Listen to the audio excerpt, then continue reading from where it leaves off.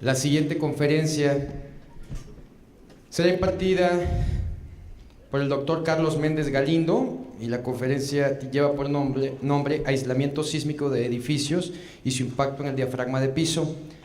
En forma resumida, la experiencia profesional del doctor Méndez: posee una licenciatura en Ingeniería Civil, maestría en Ingeniería Estructural y Sísmica en la Universidad de Hokkaido, en Sapporo, Japón, un doctorado en Ingeniería Estructural y Sísmica en la misma Universidad de Hokkaido,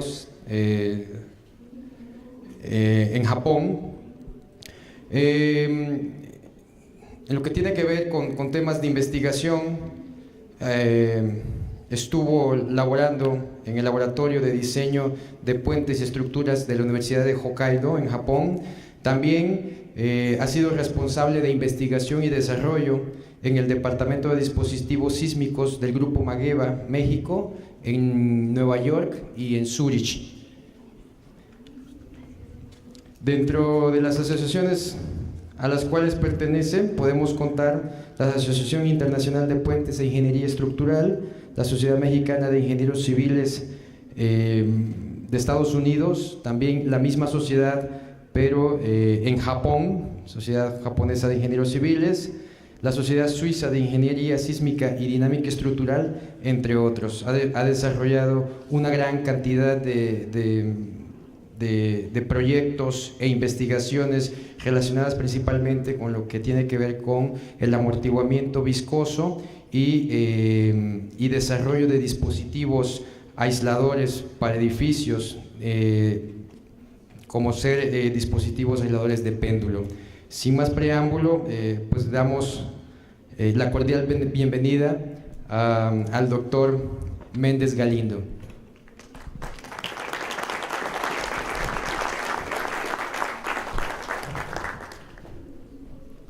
Muchas gracias, creo que voy a usar este. Sí, muchas gracias. Con todo. Muchísimas gracias. Muy bien, muy buenos días. ¿Sí me escuchan bien? ¿Este micrófono? Bueno, muy bien. Pues muchísimas gracias por la introducción. Obviamente al maestro Manzanares les agradezco mucho la oportunidad de estar acá con ustedes. La verdad es que es una industria bastante nueva para mí, así como lo comentaron en algunos casos. Lo pudieron escuchar un poquito. Yo he estado muy metido en la parte sísmica desde que estuve por acá estudiando en la Michoacana, que fue donde estudié la carrera, hasta obviamente después Japón y en otros lados. Pero algo que me ha interesado mucho precisamente ha sido las primeras charlas, de las que aprendí bastante y de las que sentí una tremenda empatía, porque notaba mucho el comentario de es algo nuevo, es algo que no se quiere usar, no saben cómo usarlo, y creo que compartimos exactamente la misma realidad con lo que nosotros hacemos, que es precisamente utilizar tecnologías que todavía queremos llamar innovadoras, pero que ya no lo son, porque son tecnologías que tienen 30, 35 años que fueron creadas y que están en el mercado, pero que desafortunadamente y tristemente siguen siendo tecnologías que no se utilizan todavía a nivel mundial. Podemos encontrarlas en Japón, podemos encontrarlas en Estados Unidos, en Italia cada vez más, pero la verdad es que la aplicación, especialmente en lugares donde se necesita, sigue siendo muy poca, y va a haber varias razones que ya les contaré por qué no se usa. Pero bueno, rápidamente, como una breve introducción, a lo que me voy a enfocar hoy es un poquito a contarles de esto que nosotros hacemos, que yo creo que sería una solución hermana a lo que ustedes también hacen, y que creo que lo que podemos posiblemente concluir después de esta presentación va a ser la tremenda sinergia que existe entre la una y la otra. Entonces la idea primero es obviamente mostrarles la realidad que tenemos en México.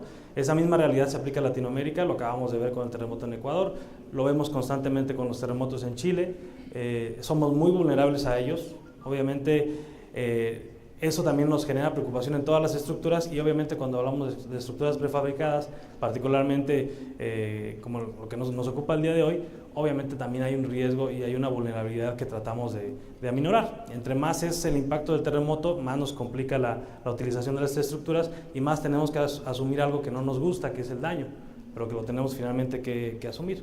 Entonces, primero entendiendo la necesidad que hay clara de que en Latinoamérica, y en este caso en México, tengamos estrategias para poder mitigar este tipo de daños, es que venimos a mostrarles un poquito de lo que hacemos. Entonces, a pesar de que esto es un puente, puede ser un puente, puede ser cualquier tipo de estructura, puede ser, no sé, un edificio, una planta nuclear, un tanque de almacenamiento, es indistinto. Lo que nosotros nos gusta enfocarnos es a entender el terremoto no en términos de fuerza o movimiento, sino entenderlo en términos de energía. Finalmente lo que ustedes tienen cuando hay un terremoto es una liberación tremenda de energía que se tiene que ir a algún lado, ¿no? La energía simplemente va a encontrar la manera. Y generalmente cuando llegan nuestras estructuras, llega a través del suelo y llega en su máxima amplitud. Entonces la estructura, ya sea un puente, un edificio, lo que sea, de manera convencional recibe toda esa energía y tiene que absorber esa energía y tiene que ver la manera de algún mecanismo sacarla. Y como lo hacen precisamente hoy las estructuras es a través de ductilidad y a través de comerse básicamente esa energía, tener que deformarse y mientras hay esa deformación se genera el daño, ¿sí? Ahora el criterio es muy claro, no queremos que colapsen y eso es genial. Es fundamental que no colapsen. Lo cierto es que, como les decía, desde hace 30 años hay tecnologías que nos permiten no solo asegurar que no va a haber problema en la estructura, sino tampoco vamos a tener ningún daño que ponga en riesgo la condición de operación de la estructura, lo cual es ideal. Y sin embargo sigue siendo todavía algo un poquito lejano. Como lo hacemos es a través de un comportamiento histerético y a través del desarrollo, diseño y análisis y fabricación de dispositivos especiales que agregamos a la estructura para que puedan trabajar de esa manera. Estos dispositivos lo que hacen básicamente es del 100% de energía que llega a la estructura, toman un 30%, por ejemplo, dar un número, y ese 30% lo sacan del sistema, ¿sí? Y la manera como lo sacan es a través precisamente de este círculo histerético que al final del día no es otra cosa más que calor. Entonces toman este calor, lo sacan y la estructura ya solamente tiene que lidiar con 70% de esa energía. Puede ser más, puede ser solo 50, puede ser 60, dependiendo de cómo esté diseñado, pero el beneficio existe y se ha probado ya varias veces en diferentes terremotos. Entonces nos gusta ir por ese lado, ya lo van a ver un poquito hasta lo que nos dedicamos aquí en la empresa y es básicamente lo que también tratamos de empujar en Latinoamérica, lo cual les puedo decir con toda confianza, ustedes dan un paraíso, lo usan demasiado. Nosotros todavía, junto con mucha gente que hay aquí en México, en Latinoamérica, incentivando este tipo de tecnologías, estamos todavía picando piedra, es muy duro. La gente no quiere usarlo, no está especificado, como bien decía, no se enseñó en las escuelas, entonces la gente tiene miedo y es razonable. Y eso es lo que tratamos poco a poco también de ayudar a poder cambiar un poco. Entonces, entrando rápidamente en las estrategias, hay 1000 maneras como ustedes pueden dividir un poco cómo controlar el daño sísmico. A nosotros nos gusta esta, pero pueden haber 1000 maneras de hacerlo, ¿no? Y nosotros lo entendemos en términos muy sencillos. Uno es reforzamiento. Es una estructura grande, fuerte y resistente con un montón de concreto, un montón de acero que aguante las necesidades que le van a generar la aceleración sísmica. Entonces ese es el método convencional, no quiere decir que esté mal, la verdad es que México, Latinoamérica han mejorado muchísimo desde el 85, hemos aprendido mucho a la mala y eso nos ha llevado a mejores diseños, pero seguimos de todas maneras confiando en básicamente la utilidad de la estructura y el daño eventualmente que recibirá después de un terremoto, lo cual, insisto, ya no es necesario tener. Pero bueno, hablando de eso, reforzamiento, nosotros nos gusta irnos por la otra estrategia que es directamente mitigar ese daño. No queremos absorber ese daño, queremos encontrar un mecanismo y un aparato que nos permita evitar que la estructura tenga que sufrir esas consecuencias, ¿sí? Y eso es a lo que nos enfocamos hoy. Obviamente esto aplica a todas las estructuras, pero particularmente nos hemos dado cuenta que la estructura prefabricada se convierte en un aliado tremendo del aislamiento. Y ya van a ver un poquito más a detalle por qué. Entonces, pasando ya, reforzamiento, para hacer un poquito más énfasis en eso. Es un poco exagerado, obviamente no es el caso en esta industria, pero finalmente lo que acabamos llegando es precisamente estructuras muy fuertes, ¿sí? que cuestan muchísimo dinero, son muy pesadas, son muy tardadas para construirse, no son eficientes, ¿no? Pero obviamente son una alternativa. Lo que nosotros proponemos precisamente es la mitigación. Hay dos maneras, lo podemos ver después, pero obviamente hoy nos queremos enfocar específicamente en lo que es aislamiento sísmico, ¿sí? Que pueden ver por ahí, hay varios tipos, pero queremos enfocarnos a 2 tipos de aisladores que son los que permiten este tipo de funcionamiento. Bueno, la teoría es sumamente sencilla, muchos de ustedes la conocen muy bien. Lo que es el aislamiento sísmico, como les digo, es algo que ya se descubrió hace bastante tiempo, algo que se desarrolló por gente demasiado inteligente que tuvo una buena idea. Y básicamente lo que hace el aislamiento sísmico es separar la manera de cómo vibra la estructura a cómo vibra el suelo, ¿sí? Entonces el suelo tiene un periodo de vibrar, llamémosle un segundo. Si nuestra estructura está cerca de ese segundo o en ese segundo, tendremos problemas graves de daño porque va a ocurrir resonancia. Al ocurrir este tipo de cosas, obviamente los desplazamientos y deformaciones se van al cielo. Tristemente, la naturaleza nos puso las estructuras casi siempre en la meseta, en la parte donde las aceleraciones son más fuertes. Esa es la realidad con la que tenemos que lidiar y eso es con lo que tenemos que diseñar. Ahora, la estrategia del aislamiento sísmico es básicamente tomar la estructura y generar un sistema que permita que la manera como el edificio va a vibrar sea diferente a cómo va a vibrar el suelo. ¿Qué tan diferente? Bueno, eso va a depender de qué diseño vamos a hacer y qué tanto queremos llegar. Tampoco nos podemos ir tan lejos porque también es malo, pero normalmente por práctica sabemos que al menos el doble del periodo que tiene la estructura sin aislamiento tendrá que alcanzarse una vez que le ponemos aisladores. Quiere decir que si tenemos un suelo con una estructura no aislada con 1 segundo de vibración, trataremos de irnos al menos a los 2 segundos, ¿no? Ese es un criterio, por ejemplo, japonés. No sé qué tanto esté en otros lados, pero como una primera aproximación es bastante bueno. Entonces, un poquito nada más la gráfica precisamente de cómo ese cambio de periodo nos empuja rápidamente a la rama descendente del espectro, donde ya las aceleraciones son mucho menores. Como les decía, en algunos casos baja dramáticamente, ¿no? Entonces, ese es el principio como tal. No quiero entrar mucho a la parte teórica, desde luego siempre estamos a la orden para cualquier pregunta más adelante, pero en principio esto es lo que queremos alcanzar. Ahora, cuando queremos explicarle a ver si ¿no me está dando la siguiente? Ahí está, listo. Okay, cuando queremos explicarle a alguien que no tiene el respaldo de ingeniería y demás que tenemos nosotros, tratamos de mostrar precisamente esta animación. Yo creo que ustedes la han visto antes, si no en este esquema, en algún otro. Vamos a ver si se puede reproducir.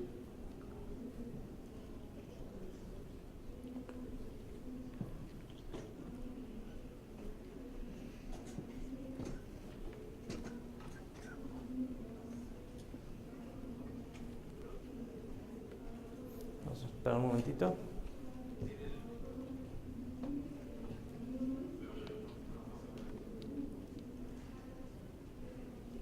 Perdón, yo sé que hay presión por el receso, les pido paciencia. Entonces, ahí pueden ver un poquito ya el edificio. Bueno, vamos a ponerles desde el principio. Básicamente aquí es donde tiene el sistema aislado, es literal, así es como se ve en la vida real, no son tan grandotes, pero bueno, así se ve. Y esto es lo que pasa precisamente cuando llega el movimiento del suelo debido al terremoto y lo que la estructura va a sufrir. Esta un poquito de exageración que ven aquí no lo es, o sea, eso es literalmente lo que ustedes sienten cuando el terremoto llega. Obviamente está conectado el edificio completamente al suelo, ustedes se van a mover así como a donde los quiera llevar. ¿Y eso qué nos trae? Obviamente eso nos trae una cantidad de reacciones en las columnas, en las vigas, obviamente también involucra a los diafragmas de las losas. Y todo eso finalmente requiere un diseño especial porque tienes que soportarlo, ¿sí? Les vuelvo a repetir la palabra, tienes que absorberlo. Y al absorberlo, bueno, pues tienes que tener suficiente estructura para poder absorber ese daño, ¿sí? Entonces lo que tratamos de hacer con esto es precisamente separar, y por eso se llama aislamiento, porque virtualmente lo que hacemos es separar precisamente el suelo del edificio, y una vez que uno está en un edificio aislado, de verdad la sensación es completamente diferente. En países como Japón, el énfasis no es en que la estructura esté segura, eso ya se entiende, eso pues, está claro. El énfasis es en que la gente se sienta cómoda, no se empiece a espantar. Por ejemplo, si aquí hubiera un terremoto, nosotros salimos corriendo. Allá no, allá se siente suavecito, se siente cómodo, la gente no entra en pánico, y eso también tiene un valor muy importante para eventualmente salvar vidas, pero es un nivel ya más adelante, desde luego. Entonces, siguiendo un poquito, las tecnologías que hay en el mercado, insisto, o sea, a veces hasta me siento mal porque, caray, son tecnologías muy viejas. Hemos podido, diferentes fabricantes, sobre todo desde que se empezaron a expirar las patentes, hemos podido utilizarlas también y tratar de mejorarlas con diferentes sistemas, pero al final de cuentas la idea sigue siendo prácticamente la misma idea que se tenía hace 30, 35 años.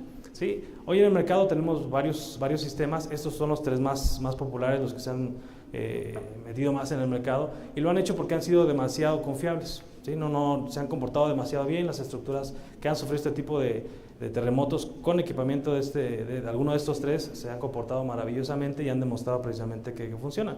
Los casos más claros es, como les decía, Italia, Japón y Estados Unidos, donde se usan prácticamente los 3. No tanto en Estados Unidos. El primero es un apoyo que les enseñaron una animación hace tiempo. Es un apoyo que se le llama de tipo péndulo. Es básicamente un dispositivo que permite el aislamiento sísmico a través de desplazamiento y fricción. No me voy a meter mucho detalle, pero vaya, ese es el primer tipo, que es muy común. Se inventó en Estados Unidos por un doctor que de hecho creo que tiene origen mexicano. Muy buena idea, fue una idea genial. La patente expiró y eso también ayudó a que los precios bajaran dramáticamente y ahora ya se puedan fabricar por varias empresas a nivel mundial. Pero bueno, el siguiente, que podría decir que es tranquilamente el más popular del planeta, es un apoyo elastomérico, generalmente fabricado de caucho natural, que tiene un núcleo de plomo en la parte central. Y ese núcleo de plomo básicamente es lo que permite tener las capacidades de disipación de energía. Yo les comentaba al principio cuando les enseñé el círculo histerético. Ese círculo histerético es precisamente qué tanta energía podemos disipar. Y estos aparatos pueden disipar energía por diferentes métodos, pero todos llevan a lo mismo, que es calor, ¿sí? Entonces, en el caso del deslizante, que es un apoyo con superficie curva, en ambos lados o puede ser solamente en una, al momento que el terremoto llega y lo mueve, generan una fricción entre el material deslizante y una hoja de acero inoxidable. Y esa fricción, que generalmente es 4.5%, es precisamente lo que disipa grandes cantidades de energía. En el caso del núcleo de plomo, lo que disipa la energía es precisamente la resistencia inicial que este núcleo de plomo genera. Pero por ser plomo, y también les comento, el plomo tiene que ser puro, tiene que ser 99.9% puro, porque generalmente cuando a veces la gente le dice uno plomo y que está funcionando un aparato, siente que va a llegar el terremoto, lo va a doblar, va a fluir y se acabó el plomo. Y la maravilla del plomo es que no pasa eso. Como es plomo puro, uno lo empuja, él fluye, se convierte prácticamente en un fluido y empieza a dejar trabajar el aislador. Al final del proceso, el plomo se recristaliza solito, porque plomo es un elemento, no es una aleación de nada, es simplemente plomo, se recupera y no pasa nada. Mientras lo sigamos teniendo confinado, el plomo va a seguir trabajando sin problema. Y el último es un aislador muy convencional, los que ustedes conocen, los elastoméricos, pero este tiene una mezcla químicamente modificada de caucho que permite que su amortiguamiento sea mayor. En estos dos podemos llegar a niveles de amortiguamiento de hasta 30%. Entonces una estructura tiene 5% normalmente, por dar un número. Con estos aparatos podemos agregarles ese amortiguamiento que va directamente relacionado a la capacidad de disipación de energía, que es a donde queremos llegar, ¿sí? Y bueno, rápidamente también en cuestión de aisladores sísmicos, para quitar un poquito los mitos que pueda haber en cuanto a usarlos, sobre todo la primera gran ventaja que tiene es que se pueden usar en cualquier tipo de estructura, como les decía al principio, y eso es lo bonito. O sea, la empresa en la que yo trabajo realmente es una empresa de 50 años y se dedica específicamente a puentes desde hace 50 años. Pero hace 10, cuando empezamos ya con la parte sísmica, ¡pum!, se abrió todo el universo porque ya entraron edificios, entraron todos los demás tipos que ya les comenté. Entonces la flexibilidad de poder usarlos es buena. Sin embargo, es muy importante que cualquier diseñador de un aparato de estos y fabricante de un aparato de estos, como en este caso nosotros, tiene él que asegurarles, o ellos asegurarles a ustedes, que cuando usan aislamiento sísmico siempre van a tener 4 funciones cubiertas, que son las más importantes. Y quiere decir que es muy importante, el apoyo que ustedes utilicen siempre va a ser un apoyo. Quiere decir que siempre va a tener capacidad de carga vertical. No importa el momento en el que esté desplazándose debido al terremoto, como lo pudieron ver en la animación, él tendrá que ser capaz de soportar esa carga, y para eso lo diseñamos, ¿sí? Entonces no hay vulnerabilidad en cuanto al peso de la estructura. La segunda parte es obviamente lo que vieron en la animación, que es la rigidez lateral. Tiene que permitirle que se mueva, y para permitir que se mueva lo que hacemos es flexibilizar ese elemento. Para flexibilizarlo es que jugamos un poco con las propiedades del caucho y demás, y damos esa rigidez horizontal que nos va a permitir llegar hasta cierto nivel de desplazamiento. ¿Qué tanto nivel? Dependerá del proyecto. ¿Qué tanto desplazamiento? Va a ser variable, pueden ir desde, por ejemplo, en Canadá hemos instalado desde 50 milímetros hasta 300 milímetros, por ejemplo, en Ecuador, ¿no? Entonces va a variar mucho la estructura y obviamente el riesgo sísmico que ahí tengan, pero bueno, es importante que podamos asegurar esa flexibilidad lateral. El tercer punto que es muy importante, que también va relacionado con lo primero, es la disipación de energía. No nada más tenemos que cambiar el periodo, que es un efecto y es un principio, sino además tenemos que disipar cantidades de energía, que es lo que les comentaba. De ese 100 que entró a la estructura tenemos que sacar, no sé, 30, 40, lo que podamos, a través de estos aparatos, y estos aparatos están diseñados para hacerlo. Algo que es muy importante entender de estos aparatos es que no son en ningún momento de sacrificio. Ustedes tienen un aparato de estos, viene el terremoto, o sea, si es de diseño, o inclusive si es el máximo que consideraron en el diseño, no debe fallar. No debe tener ningún tipo de grieta, no debe tener ningún tipo de deficiencia. El aislador tiene que estar listo para nuevamente ser usado en el siguiente terremoto. Y ese es un cambio de paradigma tremendo, porque de verdad sí hay una natural comprensión a pensar que algo le pasó, ¿sí? Entonces nosotros en los laboratorios, si van a ver algunos videos, tenemos que probar a escala real, en demandas reales de terremoto, que el aparato no va a fallar, y que el aparato, después de 14 terremotos que generalmente simulamos en un protocolo de ensayos, va a seguir siendo el mismo y no tiene ningún problema de grieta ni de daño, ¿sí? Y finalmente, algo que es muy importante y que es un beneficio adicional, por ejemplo, y lo hemos notado en otros países, es el hecho de que un aislador siempre tiene que ser capaz de recentrar la estructura. Quiere decir que una vez que llegue el terremoto y haga y mueve y demás, la puede traer de nuevo a su posición original después del terremoto. Eso es fundamental, y los aparatos tienen que ser diseñados para que eso suceda, ¿sí? Chile tuvo un problema en 2010 tremendo, donde su autopista principal, que es una y que cruza de norte a sur, tenía un montón de puentes que no colapsaron porque quedaron completamente desfasados de la autopista. Entonces hubo que levantarlo, hacer todo un esfuerzo. Si tuviera aisladores, por ejemplo, sería capaz el aislador de traerlo de regreso y es relativamente sencillo, o sea, no es algo complejo de lograr, ¿sí? Entonces, cuando usan aisladores, siempre tienen que cumplirse estas. Si en algún momento ustedes tienen un aislador que no cumple eso, no lo pueden llamar aislador y no es recomendable porque algo le va a faltar, ¿sí? También un punto importante por lo que también, y que va relacionado también con lo que pasa en esta industria es, ¿y cómo lo diseño? ¿Y cómo lo considero? Si nunca me lo enseñaron en la escuela, no sé cómo es. Y obviamente ya hay personas dedicadas aquí en México a tratar de empujar eso, en Latinoamérica igual, pero lo mejor de todo es que hoy obviamente trabajamos con programas de software bastante avanzados que incluyen una cantidad de beneficios, pero que también ya incluyen este tipo de dispositivos. O sea, si hablamos de tabs, de SAP, MIDAS y demás, son sistemas que ya consideran este tipo de comportamiento que viene de un aislador, ¿sí? Ahora, las normas lo que hacen es ayudarnos y decir, ¿sabes qué? El comportamiento de un aislador es relativamente complejo, sobre todo ya cuando lo hacemos en experimentos, pero podemos idealizarlo como un sistema bilineal que sea muy sencillo de modelar y muy sencillo de meter en nuestros programas de análisis. Y eso es precisamente lo que se hace ahora y de verdad se los puedo decir con toda confianza, es tremendamente fácil. Antes no lo era, hace 20 años era muy complicado, hoy es muy sencillo meter uno de esos aparatos y hay empresas como nosotros o otras más que les pueden apoyar a inicialmente considerar los primeros valores antes de poder correr sus primeros análisis. Pero bueno, este es un análisis sencillo, les voy a mostrar cómo es una curva estadística real, de un ensayo a un desplazamiento más o menos razonable, de 100% de corte, y pueden ver que la relación entre uno y otro no está mal. O sea, siempre hago mención de que algún matemático me puede hacer pedazos y digo que es lo mismo, pero en la práctica y en la vida real la diferencia entre esto y esto es relativamente baja. Uno simplemente va a tener siempre sus tolerancias, que en nuestra industria es más o menos 20% de los valores, así que quiere decir que tenemos bastante tolerancia, ¿sí? Este es un poquito el principio de lo que les comentaba del apoyo del aislador de péndulo. Así es más o menos cómo funciona, lo pueden ver por acá. Está la carga vertical, cuando llega la carga horizontal del terremoto, la placa deslizante se sube, pero al tener una superficie curva, inmediatamente tenemos una rigidez que está en contra de la fuerza del terremoto. Y al ser curvo, una vez que el terremoto ya dijo, no, yo te puedo mover hasta aquí, decide regresarse y por ser precisamente curvo, empieza a generarse un movimiento de péndulo, de ahí que se llama el tipo péndulo. Entonces, obviamente, cuando usamos este tipo de aparatos, lo que pasa es que la estructura en su totalidad tiene que estar aislada por aparatos de este tipo y lo que van a tener es un movimiento pendular. Entonces, va a haber un pequeño desplazamiento vertical, un pequeño valor, pero no mucho, pero sí lo va a haber, así que tratamos de que todos los elementos que soportan esa estructura puedan tenerlo. También, finalmente, antes de pasar esto, esta generalmente va más enfocada a la utilización de amortiguadores viscosos, más que no es el tema del día de hoy, pero lo muestro precisamente porque los aisladores sí son también capaces de traer esto. Un amortiguador viscoso no es capaz de aislar, ellos son capaces de disipar energía, pero no pueden generar el aislamiento sísmico, que es el cambio de periodo que les mostraba. Entonces aquí, simplemente para reforzar la idea de que la disipación de energía tiene que ser una capacidad que el aislador tiene que tener intrínseca en su diseño, ¿no? Y eso lo tenemos que asegurar nosotros. Vamos a pasar a laboratorios de ensayos. Es particularmente importante la parte de los ensayos porque en muchas áreas de la ingeniería, generalmente tú vas, pruebas uno, te certifican y listo, ya quiere decir que sí sabes hacerlo. La verdad es que el mundo de la sísmica es un mundo bastante complejo, es un mundo de bastante miedo. Hay que ser muy cuidadosos porque cada pequeño cambio modifica muchísimo el desempeño de una estructura.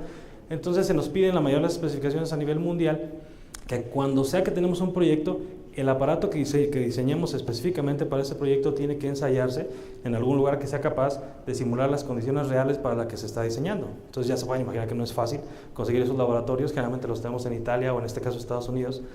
Traigo los de Estados Unidos porque son los más cerca de nosotros, desde luego, pero la verdad es que a nosotros nos gusta más Italia porque es un poquito más económico. Pero son laboratorios obviamente inmensos que son capaces de simular velocidades bastante altas, de hasta 1 metro por segundo en un aparato de estos, con cargas tremendas de, por ejemplo, horizontales de hasta, no sé, horizontales estaremos hablando de 300 toneladas, verticales estamos hablando de 4.000 toneladas más o menos. Entonces estamos hablando de valores bastante grandes. Entonces, algo que por ejemplo hacemos nosotros, que no hacen otras empresas, pero eso es de cada decisión de cada quien, es tratar de no tener un laboratorio propio. Y eso es porque precisamente cuando vamos a un laboratorio es para demostrarles que lo que nosotros diseñamos y fabricamos va a ser lo que yo les dije que iba a ser. Entonces ustedes recibieron unos números muy bonitos y los metieron en su programa y funcionó, ¿sí? Pero si en la vida real mi aparato no hace eso, ustedes tienen todo el derecho de reclamar y de pedir que se les dé lo que era, ¿no? Entonces, esos ensayos lo que es básicamente eso, una prueba para el fabricante de que lo que dijo que va a hacer, lo va a hacer. Y es ahí donde nos van a checar valores como la rigidez horizontal, la capacidad de disipación de energía, el amortiguamiento. Y si estamos dentro de las tolerancias y los valores, va a pasar, y si no, ustedes tienen toda la posibilidad de rechazarlo. Eso es importante porque, por ejemplo, para mí como diseñador y para el cliente como responsable de la obra, porque finalmente todos sabemos que si Dios no quiere llegue ese terremoto terrible, el aparato realmente tiene la capacidad, porque lo vimos moverse y lo vimos deformarse y aguantó, ¿sí? Entonces otro nivel de tranquilidad, uno puede dormir tranquilo. Entonces aún así se estresa uno, porque por ejemplo acabamos de aislar un edificio en Ecuador con 64 aisladores, y ya les voy a mostrar unas fotos, y en el terremoto de Ecuador pues empieza el corazón de uno terrible, porque finalmente siempre hay una incertidumbre. No sabemos Dios qué nos puede mandar, ¿no? Y la parte de ingeniería sísmica es particularmente incierta. Entonces, precisamente estas son unas fotitos que pueden ver de algunos proyectos. Les muestro porque precisamente este es un aislador que se instaló en la Ciudad de México, que por cierto era un terreno inhóspito para los aisladores, no les gustan mucho los aisladores en Ciudad de México, pero en este proyecto particularmente hubo una justificada necesidad y ya están instalados. Son 18 aisladores que se pusieron debajo de un hotel. Les voy a enseñar algunas fotitos, pero bueno, esta es precisamente una de las tantas pruebas que hacemos.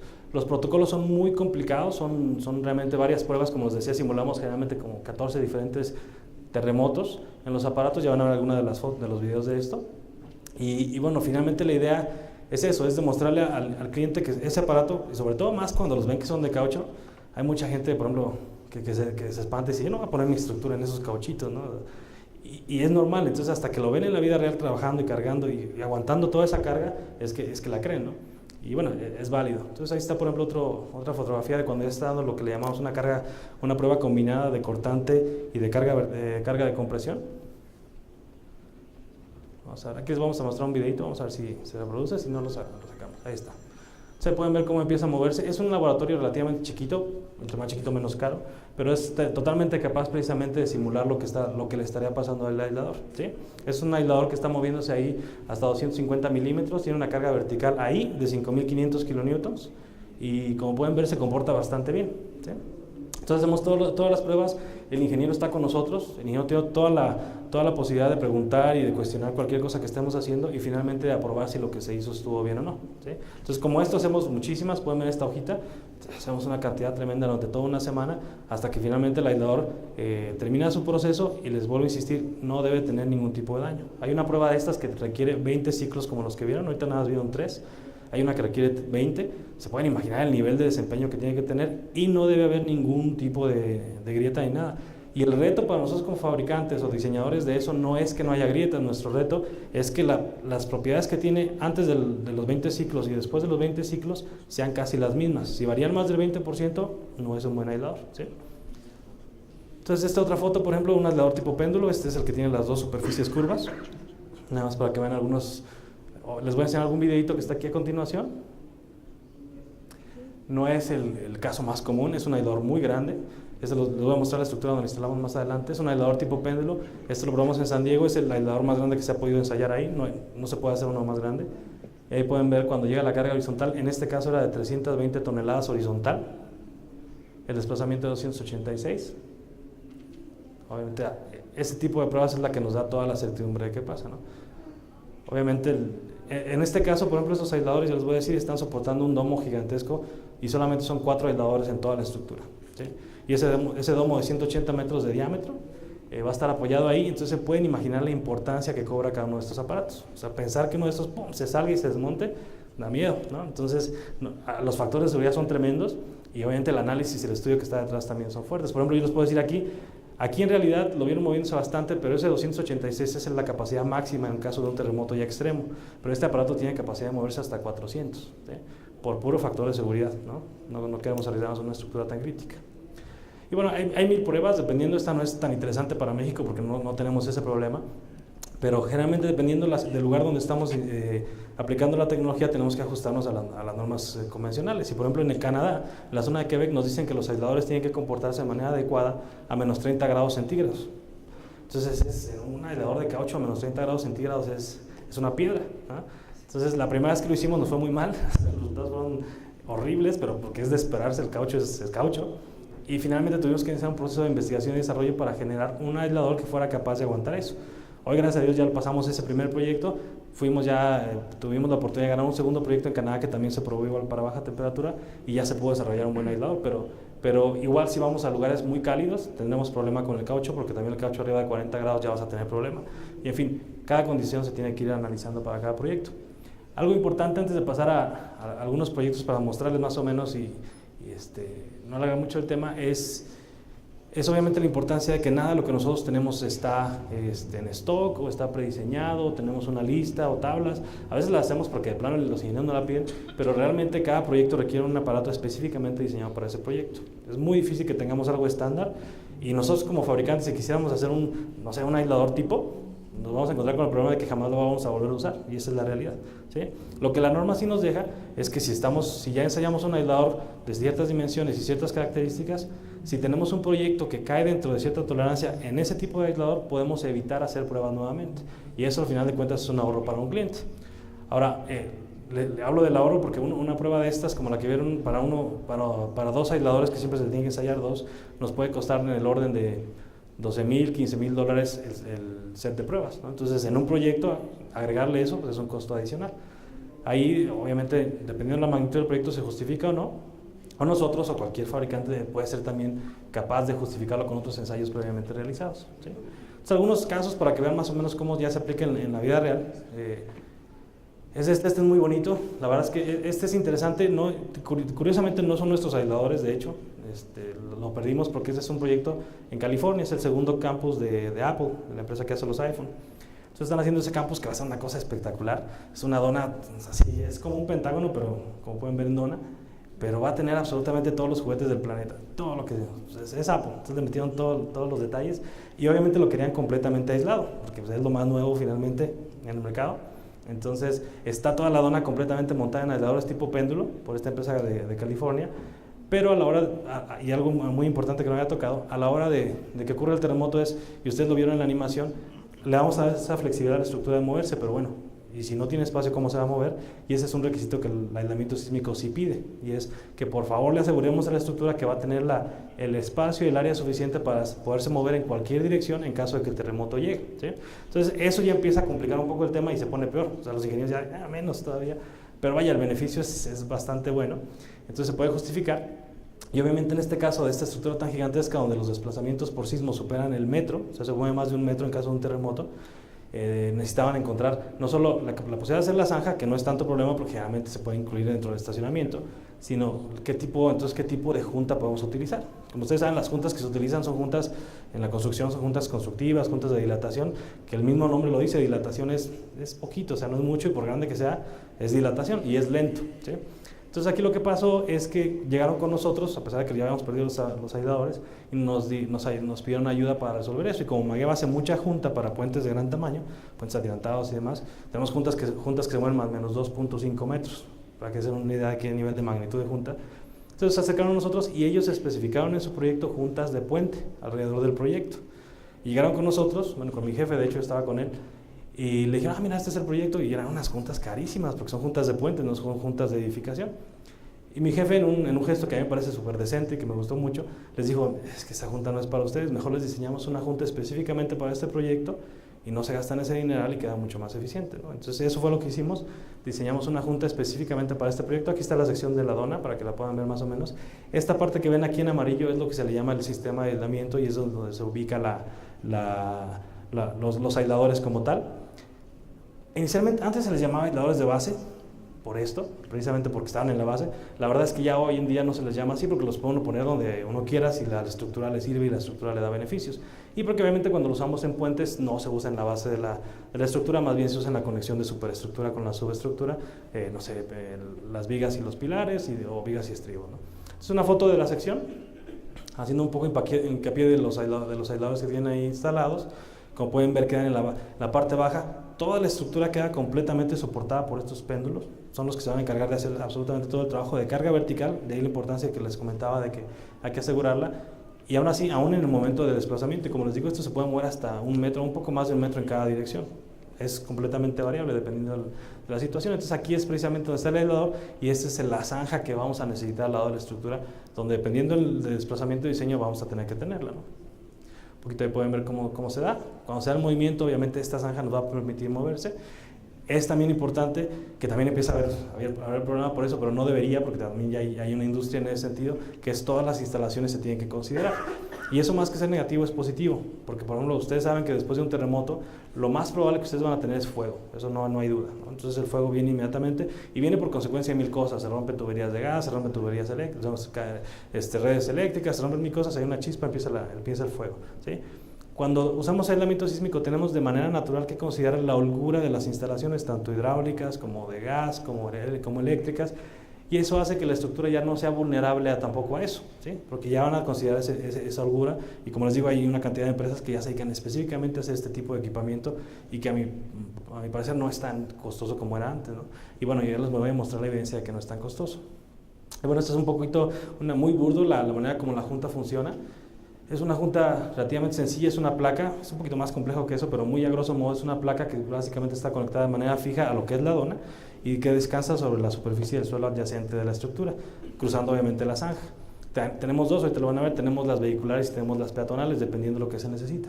Aquí lo importante fue que, obviamente por ser Apple y por ser California, ellos diseñaron para unos niveles de terremoto salvajes, ¿no? El de 475 años era el leve, era el suavecito, pero el de 2500 años en California es un monstruo de terremoto. Entonces para ese terremoto tenían que de verdad tener una junta que fuera capaz de ofrecer alrededor de 2 metros o algo así de desplazamiento, ¿sí? Y 2 metros es muchísimo, pero se necesita, si llega el terremoto de 2500 años se necesita.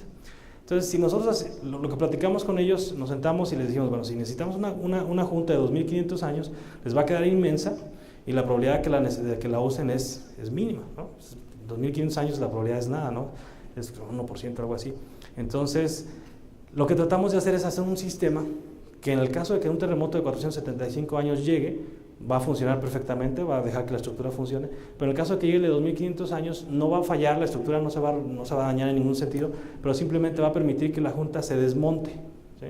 Entonces al desmontarse va a ser como aquí en esta conexión que ustedes ven aquí vamos a tener un sistema de fusible, que son unos tornillitos que conectamos y que a cierta carga ¡pum!, se rompen y dejan que todo se vaya. Entonces se sale el fusible y la junta puede empezar a moverse en cualquier dirección. Como pueden ver tiene una curvita y demás porque está analizada para que pueda salir, ¿sí? Entonces con esta junta, al final del día es una junta que está diseñada para ser de 475 años, pero que si Dios no quiere y llega este terremoto de 2500 años, la estructura está lista para comportarse de manera adecuada, ¿sí? Obviamente el paso de la gente no va a ser inmediato durante el terremoto como tal, pero si estamos hablando de unos 2500 años, la gente probablemente no pueda ni siquiera caminar, ¿no? Va a ser una cosa dramática. Este es un esquema un poquito más detallado. Punto importante en esta junta, lo que lo hace no solamente un sistema de placas, es obviamente la conexión de tipo bisagra que tenemos en la conexión con la estructura, porque vas a tener ese movimiento vertical por varias razones y sobre todo por la activación del fusible como tal, ¿sí? Entonces hicimos porque como les digo, o sea, todo esto lo podemos decir, pero hasta que lo vemos en la vida real es que se comprueba. Entonces hicimos un pedazo de junta real y lo ensayamos en China. Esto está ensayado a 3 metros por segundo, que es un terremoto tremendo. Y ahí pueden ver precisamente cómo el sistema sale, se desmonta. Y lo que queríamos demostrar, inclusive ya tiene el terminado del piso que va a tener, que obviamente es mármol. Queríamos demostrarle al cliente que no iba a salir en pedazos el piso ni nada por el estilo, no. O sea, la junta se comporta de manera muy saludable, permite que los aisladores hagan su trabajo, que es aislar y separar el periodo de la estructura. Y finalmente, al final del terremoto, va a regresar a su posición original. Y va a regresar por lo que les comentaba de esa capacidad de recentrado de la estructura, ¿sí? Bueno, algunos otros casos, este fue muy bonito, porque este fue nuestro primer proyecto de péndulo ganado en California, que es la casa de la competencia. Entonces fue muy bonito, pero algo que es importante, y sobre todo viendo las estructuras que ya vimos en las presentaciones anteriores, una cosa que nos permite tomar ventaja a los aisladores es precisamente esa disminución tan tremenda de demandas sísmicas que se le generan a la estructura.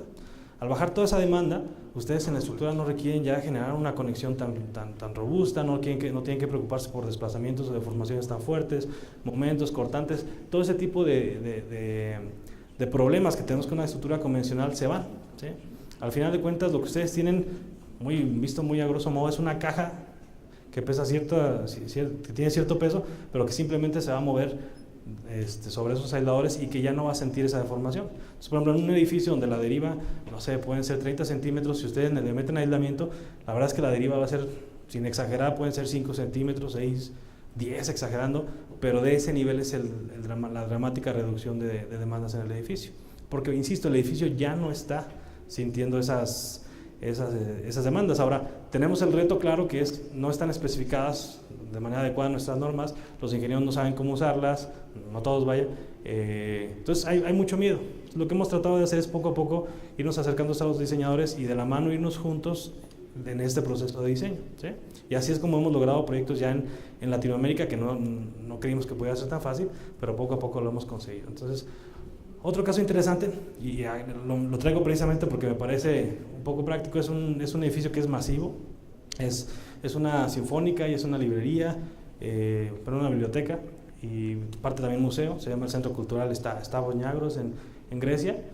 Este lo diseñamos ya hace como casi 4 años, y es una estructura gigantesca que ya van a ver un pequeño video que tenemos por ahí, que está montada sobre 323 aisladores de péndulo, completamente. Aisladores masivos, los más grandes tienen capacidad de carga de 140.000 kilonewtons, quiere decir que tienen capacidad de 14.000 toneladas de carga vertical, ya se imaginarán los monstruos que son. Y todos esos aisladores están montando y están soportando esto. Obvio, como ya está el sistema de aislamiento montado, y ustedes lo van a ver, ya la estructura que pueden ver aquí un poquito tiene una cantidad de volados y una cantidad de maravillas arquitectónicas que estructuralmente en una estructura en Grecia convencional nunca podrían tener, ¿no? Porque su vulnerabilidad sería total a cualquier acción sísmica, pero que los aisladores les permiten ya jugar muchísimo con la arquitectura en la parte superior y que ya no nos encontramos con los mismos retos que nos encontraríamos en una estructura convencional, ¿sí? Se van a ver un poquito las fotos, son 2 elementos, lo que es el edificio de la ópera, que está completamente aislado, y tenemos la parte, y así de impresionante es, ahorita está en construcción, pero así va a ser. Ya saben, es Grecia, entonces si algo tiene Grecia es orgullo por la historia, o sea, todos los griegos que conozcan saben de historia, saben un montón. Y entonces obviamente tiene sentido, pero ven este tipo de estructuración es tremenda, ¿no? Y lo pueden hacer, como insisto, precisamente porque ya integraron esta solución que les permite olvidarse hasta cierto punto del terremoto y despreocuparse de que están en una zona como Grecia, que tiene una vulnerabilidad tremenda, ¿sí? Entonces ahí tenemos las 2 estructuras, un poquito cómo están ubicados en la biblioteca. Todos son péndulos, hay de diferentes tamaños. Lo bonito de esto es que no tenemos que meter el mismo aislador en todas las columnas, no es completamente ajustable. Cualquiera de los aisladores que les mostré se pueden diseñar, unos chiquitos, otros grandotes, otros más grandotes, unos chaparritos, otros más altos. No hay ningún problema, es completamente ajustable a la estructura. Y eso lo hace también muy fácil de optimizar. Les voy a enseñar un caso de encuadro, por ejemplo. ¿Sí? Entonces, les voy a mostrar un videito, no es tan largo, pero es muy interesante para que vean un poquito cómo es el proceso de un proyecto de ese tamaño, cómo pasó de los ensayos y luego pasó a la instalación como tal, para que también vean cómo se instalan, porque es un punto interesante. La instalación es tremendamente sencilla, no hay nada complejo en el aparato, porque finalmente es básicamente atornillar y listo, ¿sí? Lo vamos a poner.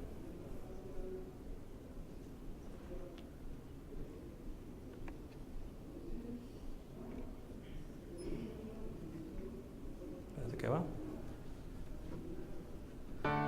Ok, una disculpa, está en inglés, pero les voy a contar algunos detallitos laboratorios que generalmente ensayamos bastante.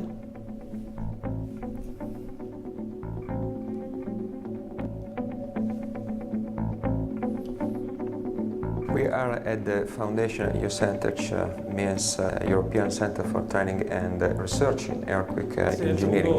It has been founded in 2003 with the fundamental support of the Italian Civil Protection Department, the University of Pavia, Advanced Study Center of Pavia, and the Institute for Study on Geophysics and Volcanology. The mission of the center is essentially the seismic risk reduction. En este proyecto tenemos 11 tipos de aisladores de tipo péndulo, desde unos chiquitos hasta los grandes. Todos se tienen que ensayar. Todos tenemos como eran 11 tipos, había que hacer 11 pares independientes a los de la obra y llevarlos y probarlos cada par. By means of 2 main facilities. The first one is the shaking table, and the second is the bearing tester system. The bearing tester system is the guy which we are using in these days to test the Majeba isolators.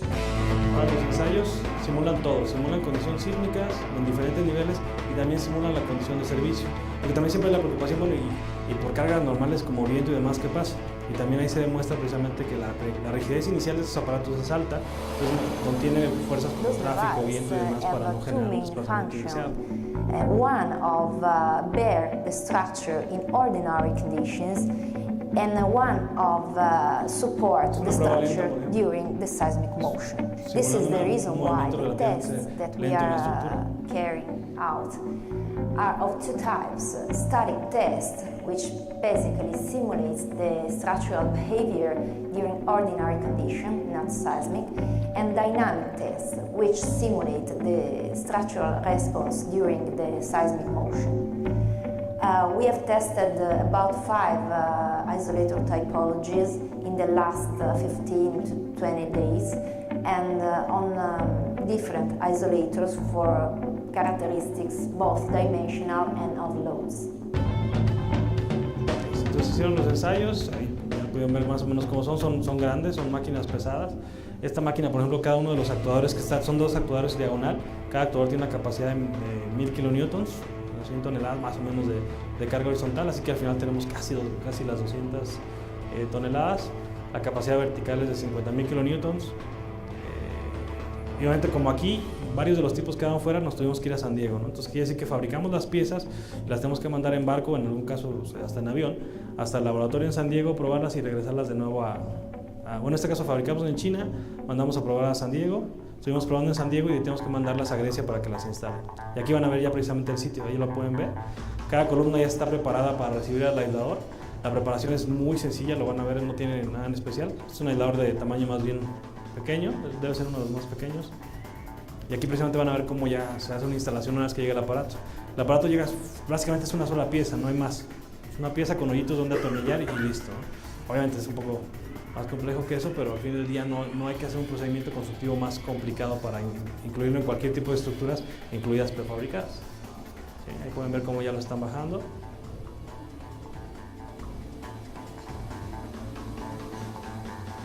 La placa está lista para recibir. Lo que hay que preparar básicamente es una placa de anclaje.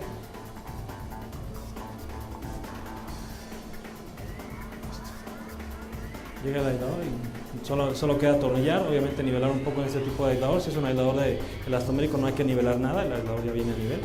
Pero en este caso, por ser una superficie curva y deslizante, es común que tengamos este tipo de equipo de sistemas que es para transportarlo y es para nivelarlo a la hora que llegan a la obra. Lo pueden atornillar, checan niveles.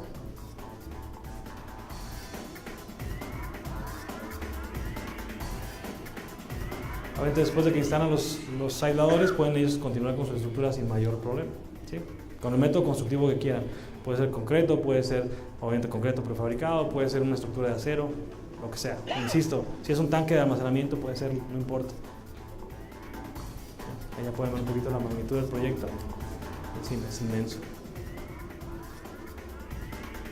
Después, sí, por ejemplo, cuando diseñamos estos aisladores, yo todavía estaba en Nueva York. Fueron 4 años, fueron más o menos el proceso de que se diseñaron a que se instalaron, fue más o menos 3 años. Entonces no es un proceso rápido, y menos en un proyecto de este tipo, pero obviamente aquí hubo la suficiente planeación y demás, ¿no? Pero normalmente un proyecto de estos, hablando de fabricación de aisladores, unos aisladores se pueden fabricar normalmente para un edificio ya de buen tamaño, en 3 meses ya pueden ustedes tener la fabricación de los aisladores.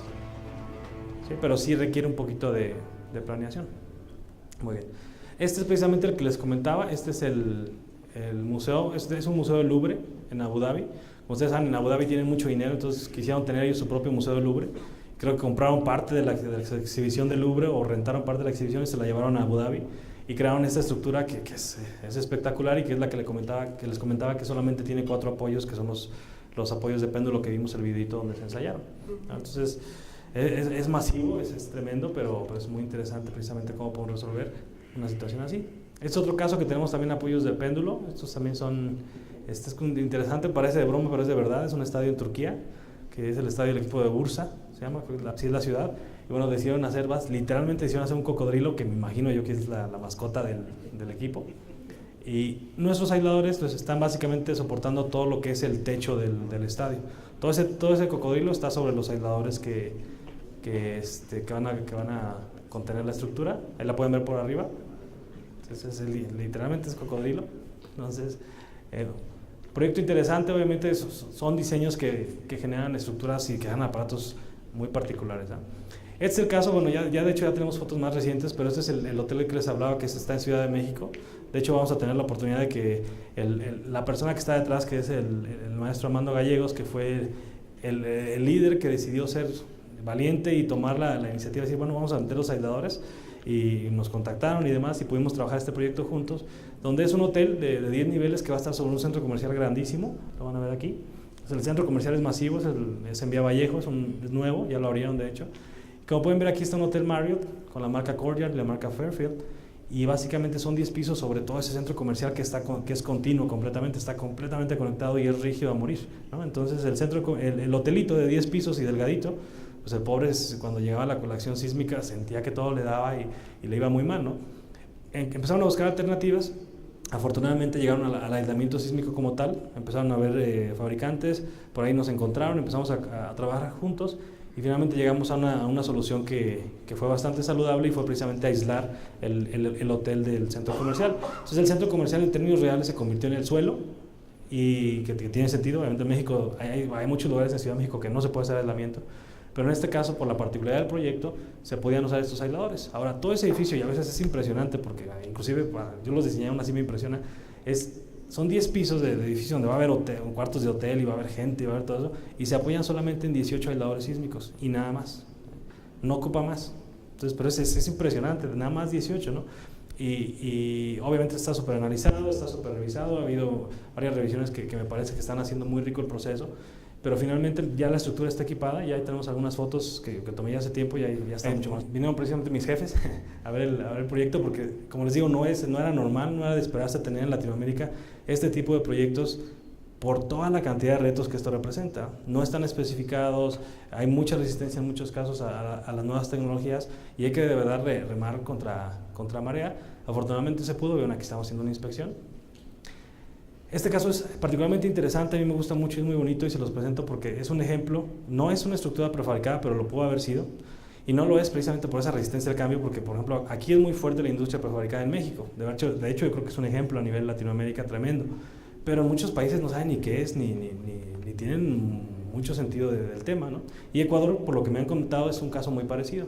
Entonces ellos tenían un edificio de 11 pisos, es bastante grande, se llama Sky Building, y es en Guayaquil, es una zona de suelo blando, donde por definición o por estigma los aisladores no se pueden utilizar.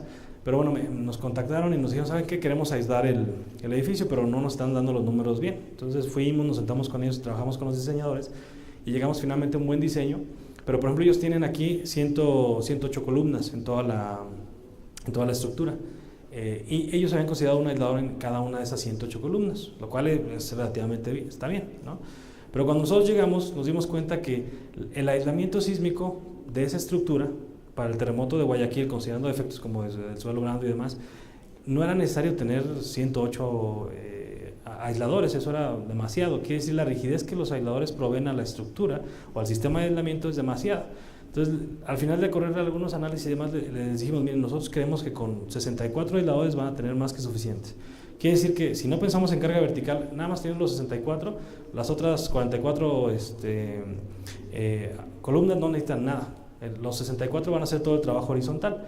Obviamente necesitamos seguir bajando la carga, no podemos simplemente omitirlo, y lo que les propusimos fue combinarlo, el uso de los aisladores sísmicos, que eran nada más 64, con deslizadores sísmicos, ¿sí? Y un deslizador lo que es simplemente una placa, un elemento que baja y que le permite bajar la carga vertical, y que tiene una placa deslizante que en cualquier momento de desplazamiento va a seguir bajando esa carga a la parte inferior de la estructura, ¿sí? Entonces les gustó mucho la idea, les abarató tremendamente el costo.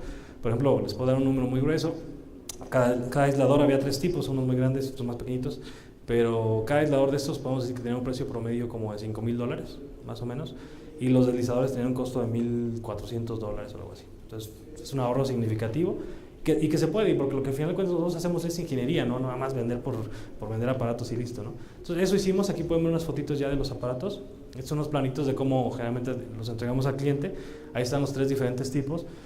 Unos eran diseñados para 10,000 kilonewtons, otros para 8,000 kilonewtons y los otros para 7,000 kilonewtons, ¿sí? Entonces nos vamos ajustando a lo que realmente baja de carga por cada columna. No tenemos que tener uno igual, ¿no? Se puede ajustar.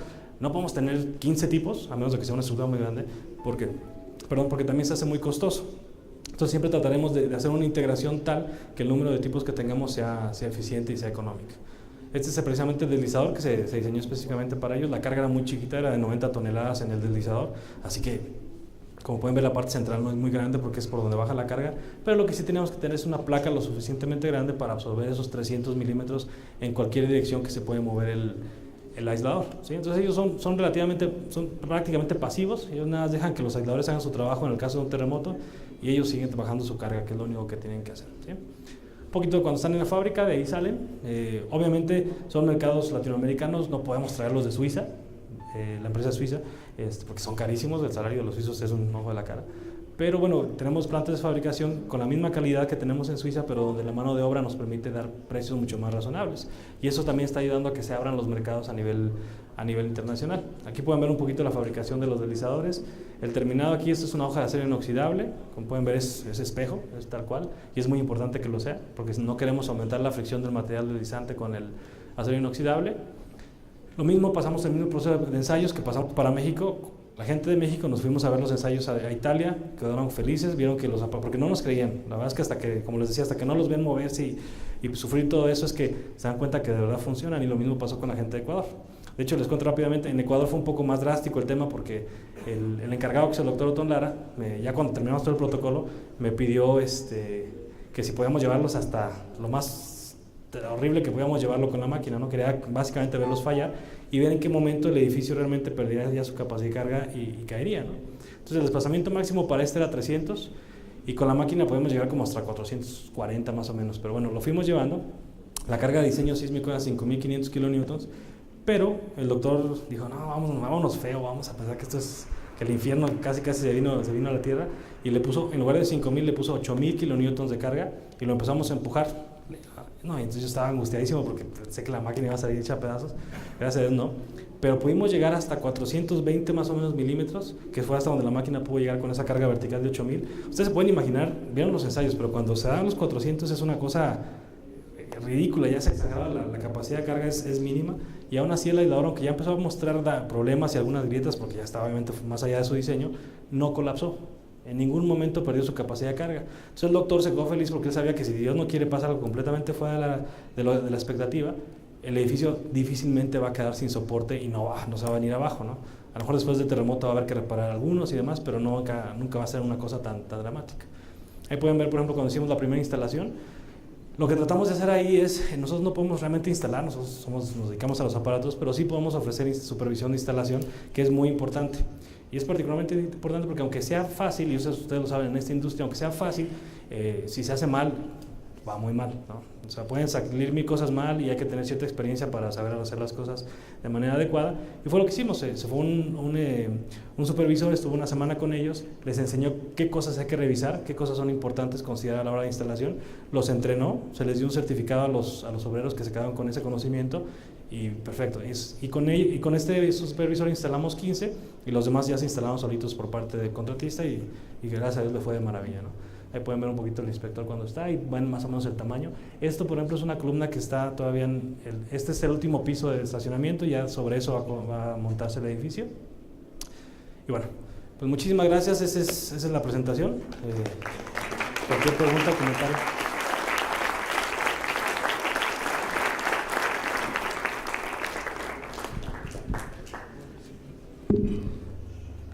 ¿Alguna pregunta, duda?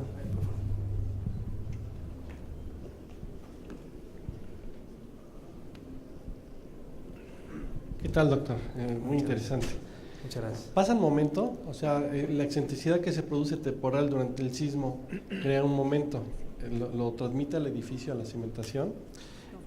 Un poco sí, un poco, pero no es significativo. Quien sufre más ese momento es el aparato en sí.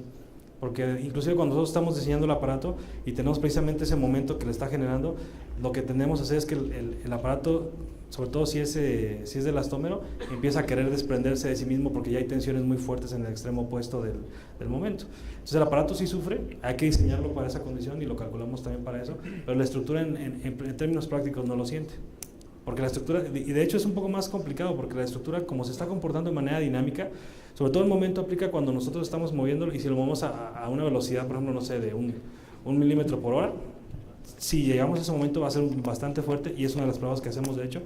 pero la verdad es que la dinámica de la estructura cuando es por terremoto es bastante compleja. Entonces, aunque sí se da el momento al desplazamiento máximo, la fuerza de inercia que lleva por todo ese periodo, bueno, ese esfuerzo del terremoto, hace muy compleja la manera de evaluarlo.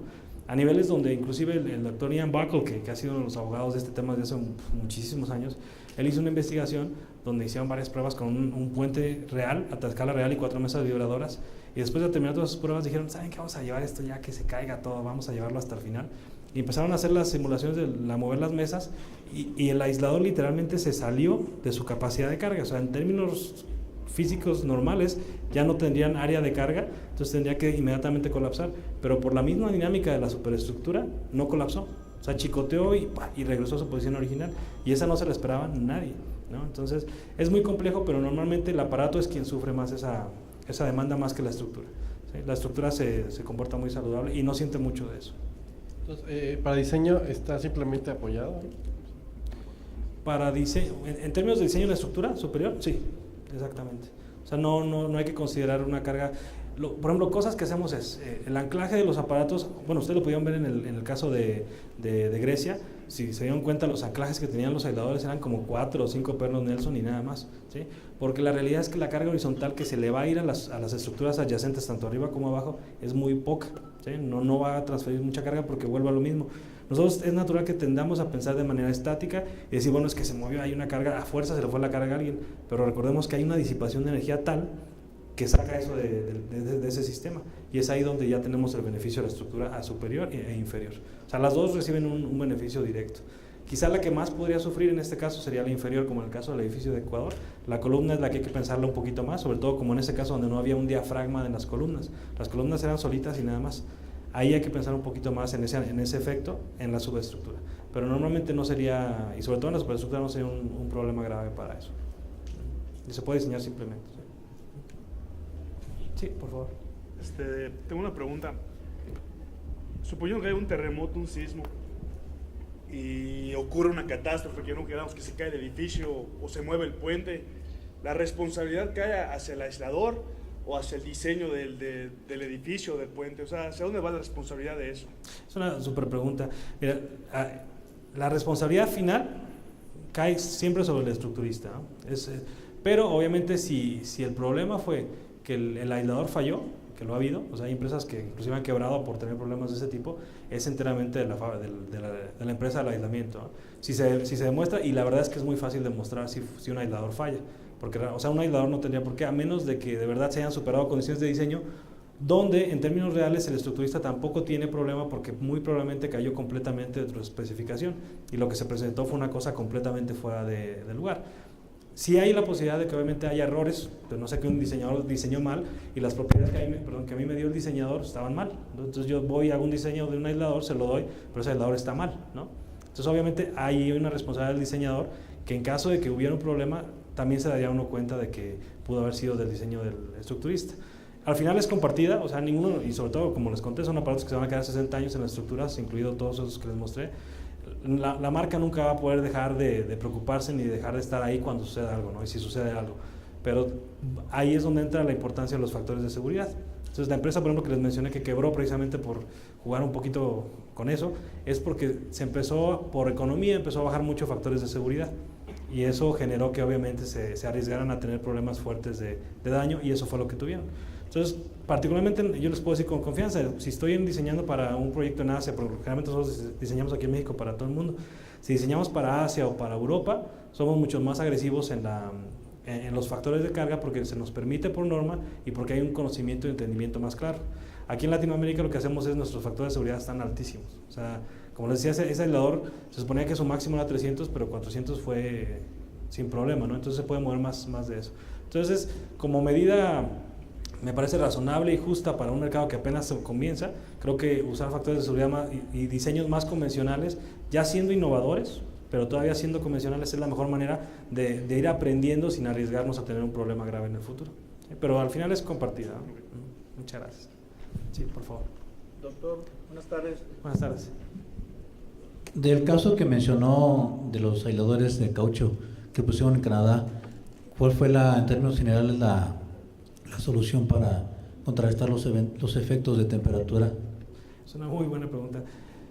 Hubo dos, digamos que es curioso que lo diga pero fue la verdad. La primera estrategia fue negociar el diseño, ¿sí? Entonces, ¿a qué me refiero con negociar el diseño? Generalmente el proyecto a 20 grados centígrados nos requería que se moviera tanto y que tuviera tal rigidez y que tuviera tal cosa, ¿no? Entonces nosotros como fabricantes y diseñadores del aparato tenemos que dar eso y tenemos una tolerancia hacia arriba y hacia abajo, ¿sí?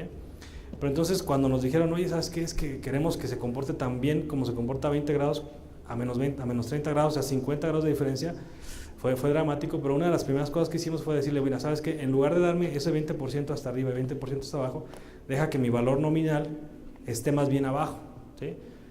Para tratar de poderle dar un poquito más de flexibilidad a la parte de baja temperatura. Entonces eso hicimos, lo negociamos hasta cierto punto. Primero porque sabemos que no entraba en riesgo la estructura, seguíamos bajo norma, porque en ese caso funciona mucho la AASHTO y la canadiense, que es una copia de la AASHTO. Y bueno, ese fue el primer paso. Y el segundo paso es, lo que hicimos fue, y eso fue terrible, fue generar nuevas mezclas de caucho. Es muy importante, les comenté al principio, estos aparatos están hechos de caucho natural, no es neopreno. No podemos usar neopreno, y menos en baja temperatura, porque el neopreno a baja temperatura es nada, eso no sirve para nada. Pero el caucho natural tiene sus particularidades, ventajas, y siempre usamos caucho natural. Entonces lo que hicimos ahí fue generar 16 mezclas de caucho y empezamos a trabajar con diferentes composiciones de aditivos para tratar de mejorar su comportamiento a baja temperatura. Entonces hicimos 16 mezclas de caucho, hicimos 16 muestras chiquitas que se hacen para medir su amortiguamiento y su módulo G, su módulo de corte, y finalmente llegamos a las mejores 3 que se comportaban muy bien a menos 30 grados. Y luego ya cuando teníamos esas 3 muestras de caucho pequeñitas, vulcanizadas con acero, que es lo que tienes que medir, una vez que teníamos esas 3, decidimos hacer un par de aisladores tamaño real para cada una de estas mezclas y llevarlas otra vez al laboratorio. Y hacer una prueba a menos 30 grados es complicadísimo. Ustedes no se pueden imaginar el costo y la complejidad que eso tiene, porque el requisito del proyecto era tener 3 días completos de exposición a menos 30 grados, lo cual también era ilógico porque ni en Canadá existe eso. O sea, no hay un día no hay 3 días donde esté a menos 30 grados siempre, pero esa era una característica del proyecto. Entonces había que meterlos al refrigerador y teníamos media hora para sacarlos y ensayarlos, ¿sí? Entonces hicimos esas 3 mezclas y de esas 3 mezclas tomamos el que al final se comportó mejor. Pero fue una combinación entre el diseño, una combinación entre el desarrollo de un nuevo producto, mucha investigación y desarrollo, y finalmente la última prueba de fuego, que es llevarlo al ensayo de la vida real y ver qué pasa, y si funcionaba. Y finalmente de esos 3, 2 se comportaron muy bien y uno fue una maravilla, que es el que usamos ya para el siguiente proyecto que tuvimos. ¿Sí? Okay, gracias. Sí, muchas gracias. Sí, por favor. ¿De terreno con periodos largos o algo así? Sí, esa es muy buena pregunta. Sí, totalmente. Y les puedo decir, o sea, de entrada, y esto es un hecho, ni el aislamiento ni el amortiguamiento son panaceas, ¿ah? O sea, no son la solución a todos los problemas. Sí, en muchos casos, pero como bien lo pregunta, hay casos donde no. O sea, hay casos donde simplemente no se aplica. Inclusive nosotros, bueno, como diseñadores, cuando nos llega un proyecto así, y lo hemos hecho, le decimos al diseñador, ¿sabes qué? Nosotros creemos que el aislamiento ahí no funciona. Y quizá no es aislamiento, quizá es amortiguamiento lo que se necesita, o quizá no es ninguno de los dos. A lo mejor sí de plano la estructura o la condición del suelo no lo da. Un caso, por ejemplo, el que más recuerdo de eso fue un proyecto que inicialmente perdimos, que fue un viaducto de 1.3 kilómetros en Turkmenistán, allá cerca de Rusia. Y la característica de ese viaducto es, primero, un viaducto continuo de 1.3 kilómetros, era masivo, se apoyaba en dos pilas, y larguísimo, ¿no? Y lo peor, estaba montado en desierto, en medio del desierto, y su cimentación era tremendamente superficial. O sea, tenía todos los candidatos para saber que el suelo era pésimo. ¿Y qué pasa con el aislamiento cuando el suelo es malo, blando? Lo que pasa es que no sirve el aislamiento, sino que el principio del aislamiento es cambiar el periodo. El problema es que si ya tienes un suelo con un periodo alto y quieres irte, como les decía, al doble de ese periodo, o sea, lo puedes hacer, pero ya no es eficiente en términos de costo ni práctico en términos de ingeniería. Quizá existe una solución que se pueda usar, pero económicamente se muere, porque ya es muy grande. Por ejemplo, si fuera un aparato elastomérico y tienes ya estaríamos hablando de desplazamientos arriba de 500 milímetros, es un monstruo de aparato que ya cuesta inclusive fabricarlo, porque ya la vulcanización ya no la puedes asegurar completa. Entonces vienen muchos retos. Nosotros cuando vimos ese proyecto, nos llegó y analizamos las condiciones, y nuestra respuesta fue, nosotros creemos que no ocupas aislamiento directamente. O sea, parece que no es la solución porque no es efectiva. O sea, va a funcionar eventualmente, pero va a ser muy caro porque tú ya de entrada tienes un periodo muy alto. Entonces no nos hicieron caso, un competidor sí los vendió, sí les vendió los aisladores, los pusieron, pero ya cuando los pusieron se dieron cuenta de que tenían el problema precisamente del desplazamiento. Entonces ahora el problema es que se estaba moviendo demasiado la estructura, revisaron y se dieron cuenta que básicamente se les estaba volviendo loca ese kilómetro, 1.3 kilómetros de superestructura, se les volvía loca en el terremoto. Entonces nos llamaron y nos pidieron que si podíamos ayudarles ofreciéndoles amortiguadores. Entonces dijimos, bueno, va, ahora sí los necesitan, ¿no? Porque ya tenían los aisladores. Y lo que hicimos fue meterle 76 amortiguadores, 4 longitudinales en cada estribo, y meter arriba de cada columna de manera transversal amortiguadores también viscosos, donde las cargas, por ejemplo, en los estribos eran de 2.500 kilonewtons y los desplazamientos eran de más o menos 400 milímetros, muy parecido a lo que tenían en los aisladores, y transversalmente tenían 300 milímetros de desplazamiento, o sea, era salvaje. Entonces el desplazamiento ya no se lo quitaban con nada porque querían llegar a esos periodos tan largos, pero ya se dieron cuenta que dejar la estructura así suelta tan fácil no era efectivo, entonces metieron los amortiguadores para controlar ese desplazamiento. Al final el proyecto, la estructura es segurísima, o sea, eso no me queda duda, no le va a pasar nada ya con los amortiguadores, pero es un ejemplo claro de cómo no están optimizando una solución y cómo desde el principio el aislamiento sísmico no era la estrategia, ¿no? Y como esas, por ejemplo, Ciudad de México es el caso, o sea, en Ciudad de México hay varios lugares donde el aislamiento sísmico no va a pasar no porque no pueda, sino porque es muy caro poder con un aislador como eso. O sea, es mejor ir con aislamiento, con amortiguamiento, con el tipo viscoso, del cual no se los mostré hoy, pero también ya tenemos un caso de un edificio con 76 amortiguadores, curiosamente, también cerca de la Torre Mayor, un edificio de Telmex, ¿sí? Entonces, depende mucho de las condiciones, pero sí hay casos donde simplemente no se da. O sea, y es importante también reconocer ese reto. Muchas gracias. Dime. Otra, ¿se puede fabricar un aislador asimétrico? Porque luego los puentes, como van inclinados, les meten unas cuñas y las aprietan a como se puede y le ponen unas tuercas ahí. Sí, totalmente. En principio no, o sea, el aislador sí, lo que podemos hacer ahí, lo que es ideal, es que el diseño del aislador en sí y la fabricación como tal ya venga con las cuñas hechas por nosotros, porque, bueno, no por sonar impedante, pero la verdad es que la precisión que nosotros manejamos es otra cosa, es tremenda, que la precisión que se maneja en obra. Entonces muchas veces cuando llegan los aisladores a obra, si ahí lo hicieron medio al ahí se va, los hoyitos nunca les dan y siempre tienen problemas, ¿no? Entonces, lo cierto es que el aislador por su funcionamiento no puedes meterlo asimétrico o con diferencias de alturas, pero sí podemos trabajar nosotros en la parte del equipamiento con cuñas y demás ya fabricados de alta capacidad y que aseguren que el aislador no va a entrar en riesgo, ¿no? Porque, por ejemplo, si llevamos un aislador y llegamos a la obra y vemos que las cuñas o las placas de anclaje son una cochinada, obviamente no vamos a garantizar ese aislador, porque todo es un sistema, ¿no? Entonces no puedes se vuelven ellos el punto débil y puede fallar desde ahí, ¿no? Entonces no podemos asumir ese riesgo. Pero sí hay maneras de hacerlo, pero sí el aislador realmente no lo puedes modificar como tal. O sea, muy bien. Por ejemplo, perdón. Sí. ¿Hay alguna otra duda? Por favor. Nada más que al principio comentaste que le venía muy bien a estos sistemas los concretos, las estructuras con concreto reforzado. No, prefabricado. Sí, lo que pasa es que, por ejemplo, y por lo que también he visto esta mañana, yo creo que que es parte de lo que somos todos en ingeniería, la idea es tener estructuras saludables, seguras, cómodas, económicas y eficientes, ¿no? Entonces, el prefabricado me parece que mucho hace en ese sentido, pero también me parece que está sufriendo sobre todo por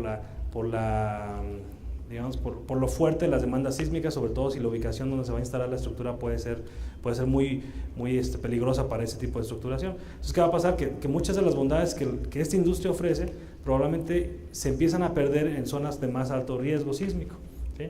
Y es ahí donde yo precisamente decía que podemos entrar nosotros, porque cuando se empieza a poner feo para ustedes, llegamos nosotros y todo volvió a la normalidad. Ustedes regresan a una situación como si estuvieran en una ubicación mucho más saludable en términos de riesgo sísmico, y los aisladores se van a encargar de ese aumento de las aceleraciones debido al terremoto. Entonces va por ese lado. Muchas gracias. Muy bien. Muchísimas gracias. Agradecemos al doctor Carlos Méndez. Le damos su obsequio. Agradecemos nuevamente al doctor. Muchísimas gracias de compromiso. Gracias. Siguiendo con el programa, Pasamos a un receso, está en el área de coffee break. Les pido por favor...